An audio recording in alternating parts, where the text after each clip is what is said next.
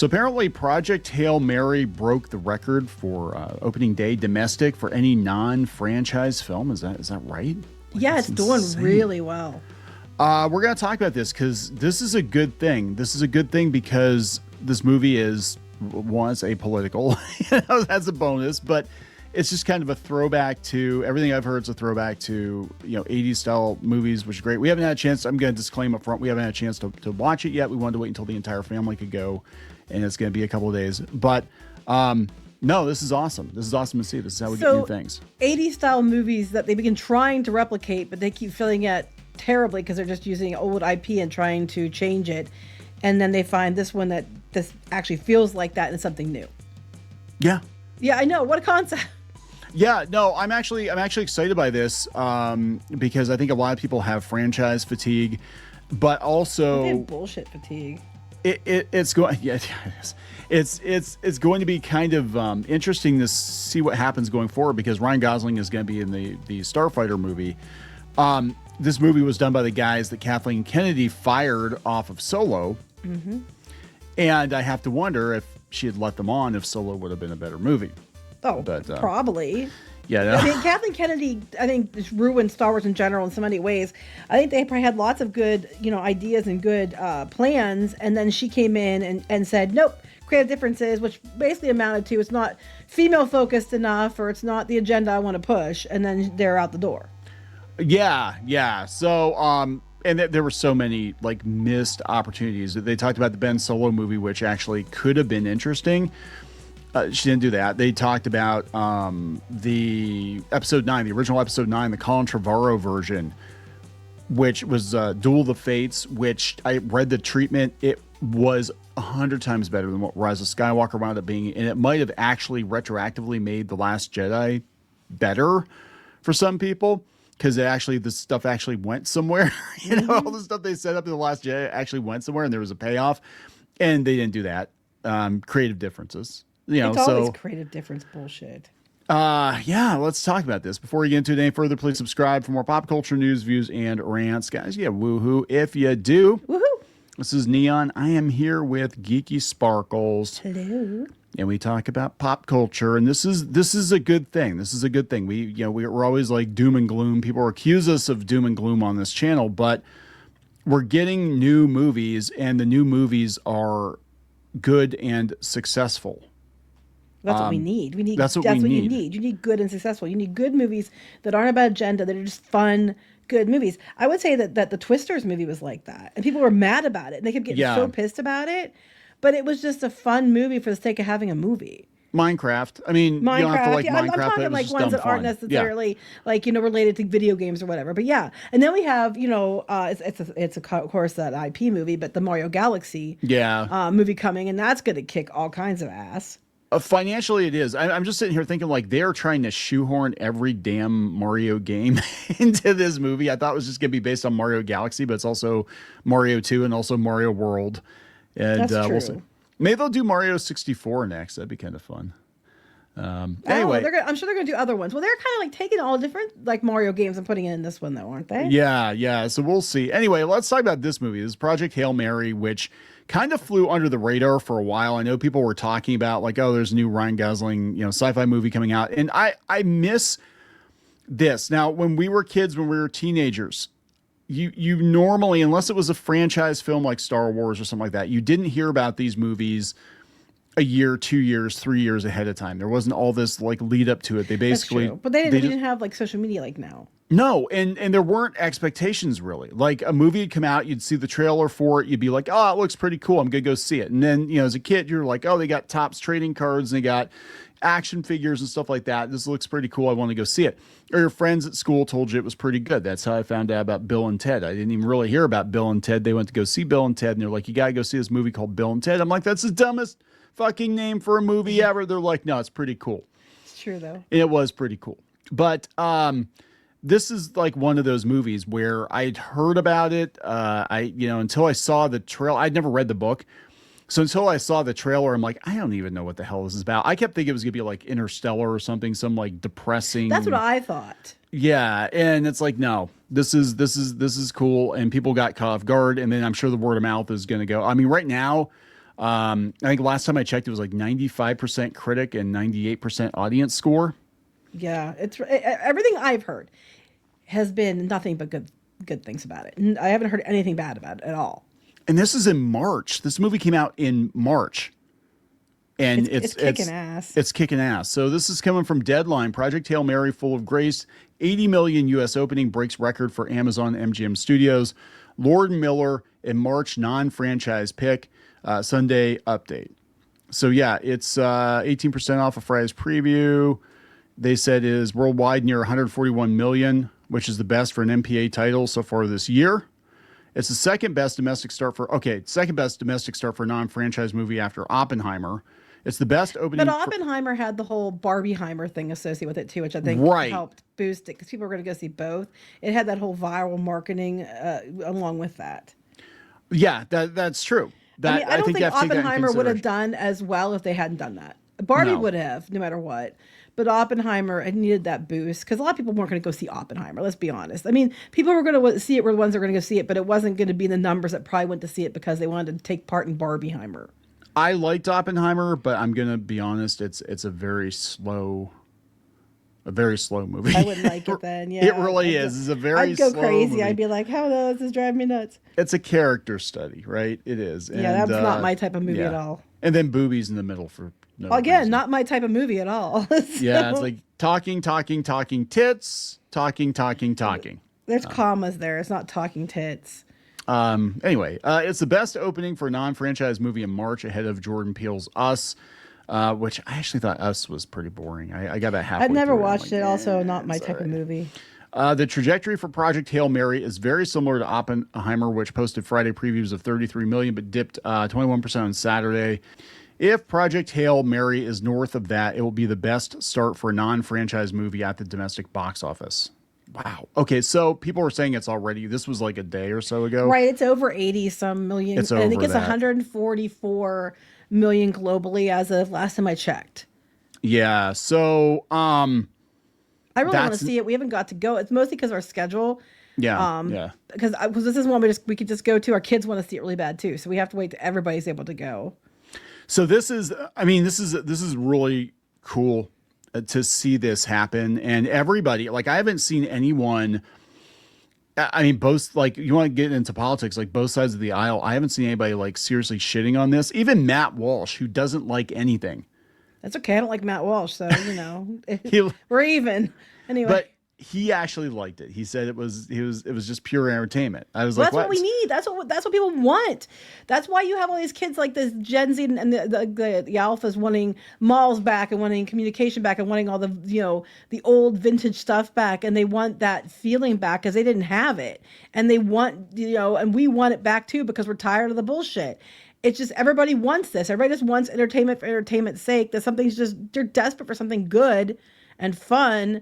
And it's not just a rehash of something they've already seen 100 million times or another IP movie for like the fifth one or whatever.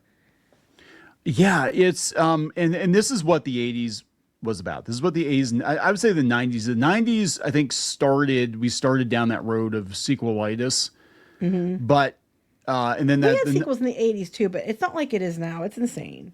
Yeah, now everything is like part of a trilogy or whatever. But in the 80s, everything was new, and I didn't realize it until, again, I started watching that 1982 documentary, which I turned off about halfway through because half the people that were in this documentary were like Hollywood nerds, and they're insufferable normally. They're insufferable normally, but like you guys were too young to remember. But yes. I do remember in the 80s everything feeling fresh, everything feeling new. And here's the thing: it was.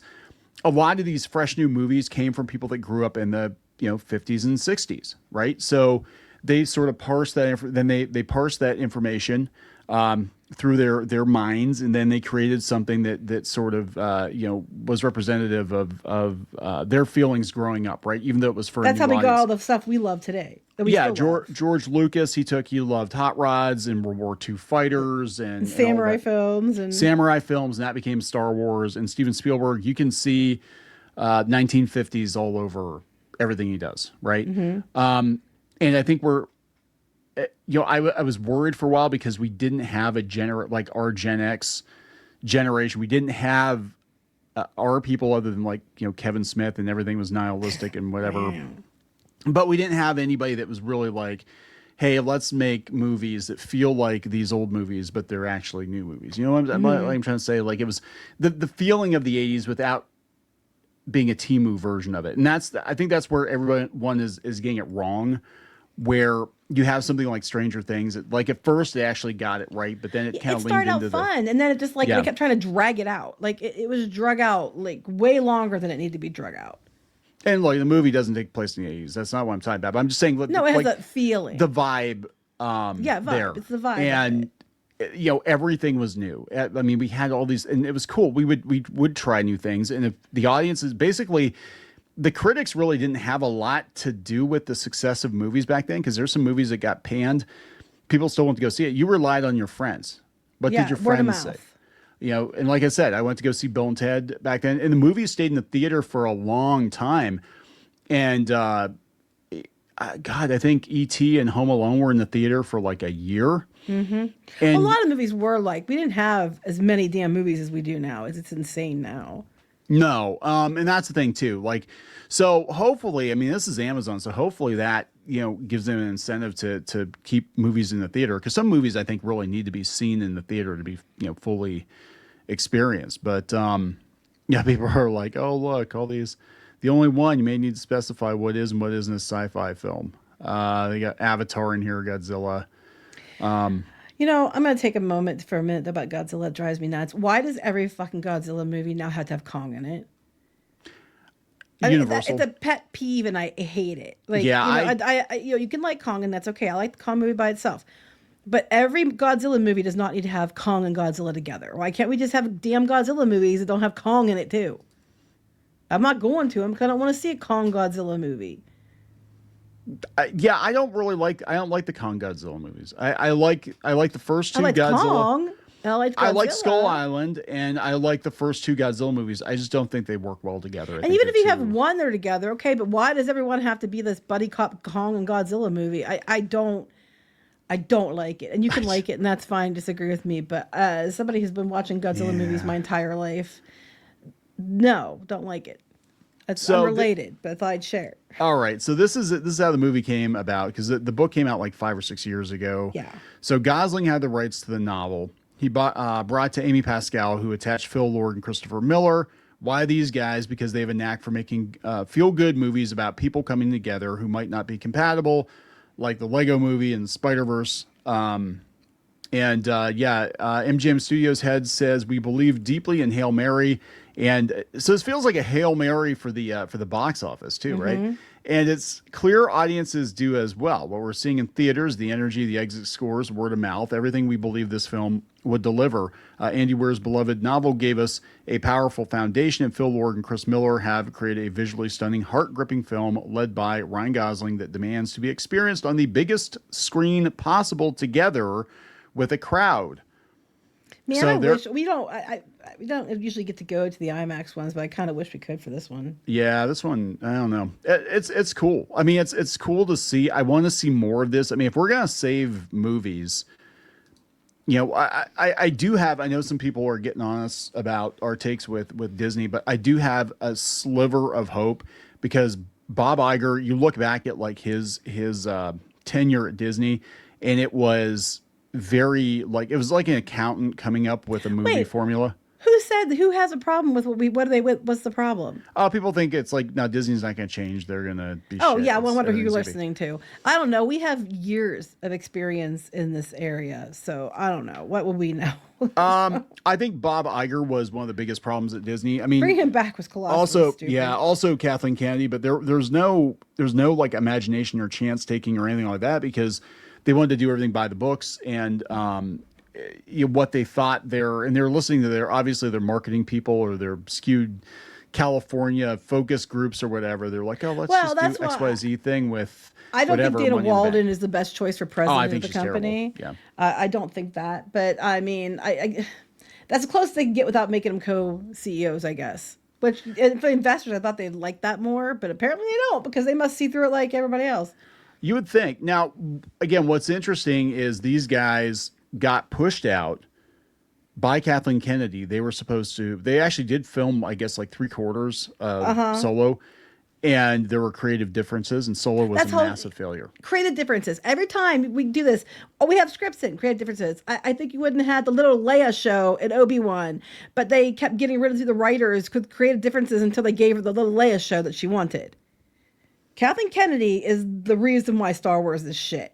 And Willow and Indiana Jones. And then people argue that's not true. You can't make that argument, realistically, because there's 3 major franchises Lucasfilm, and she ruined all 3. It wasn't like, oh, okay, well, you could argue that wasn't. No, 3. She's 3 for 3. Yeah. They said they actually borrowed some people from Solo. Some of the people from Solo worked with them on this. Good. And they talked about how initially when Solo and Boba Fett and Obi-Wan were announced, there was initial excitement, and then it all kind of went to shit. Redemption arc for these guys, not for Star Wars. Yeah, right. So it's really interesting to see them do this well, and I have to wonder if now they're not working on Starfighter, but I think the momentum, maybe Ryan Gosling's doing really well now between Barbie and this, and I like the Fall Guy. We talked about that yesterday. I do like the Fall Guy. I thought it was I remember the show when I was a kid. Like, I used to watch it with my dad, so I thought it was my dad, big Fall Guy fan. He loved it. Now I want to say that the Starfighter, that's Sean Levy, and he's the guy who did Deadpool and Wolverine. So yeah, so that's gonna be. But he also did help with the last all the Stranger Things, but the last part too. And there's there's that downside. Yeah.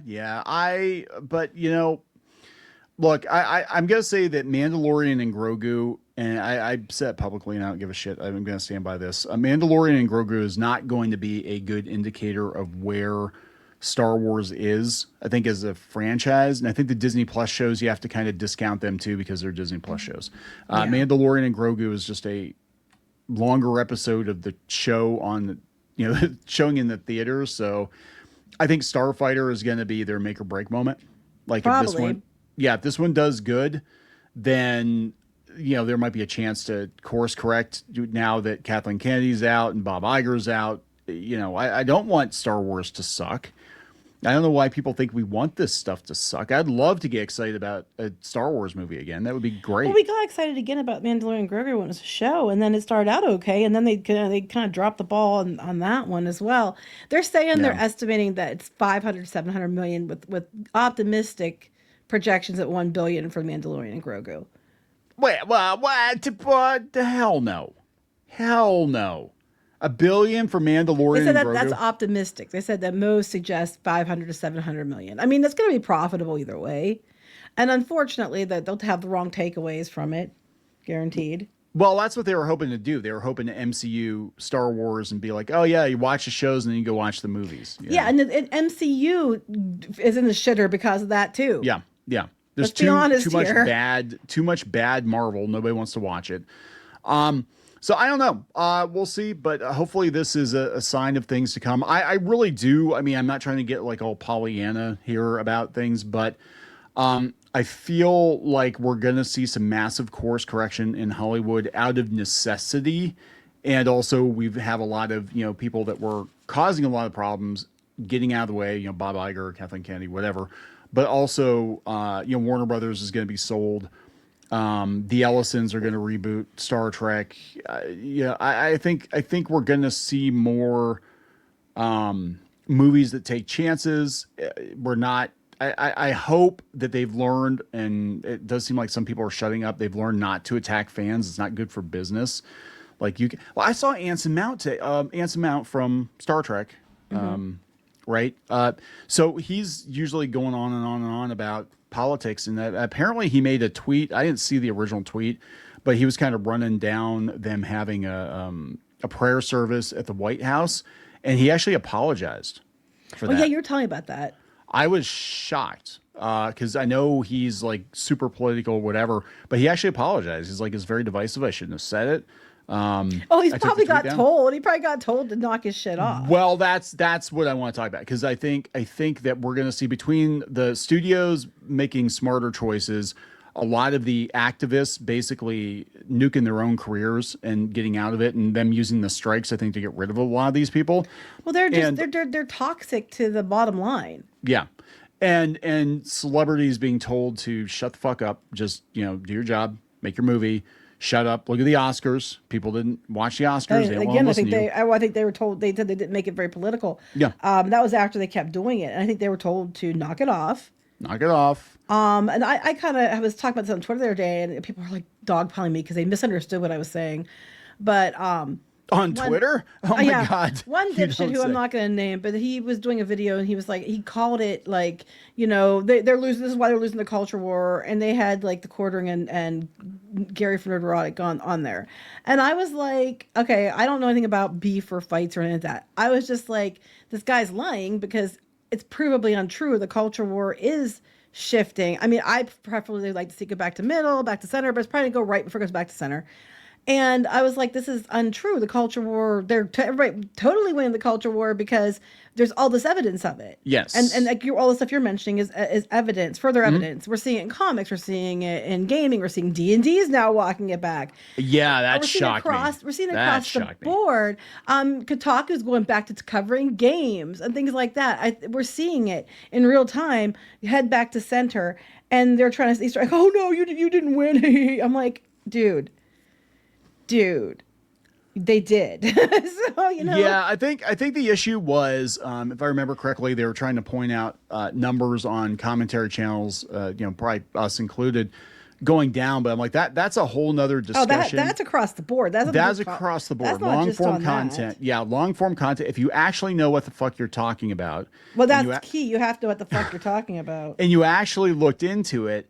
Yeah, long form content last year took a massive hit, including channels like, you know, Linus Tech Tips, and we talked about, you know, the animation channels and all.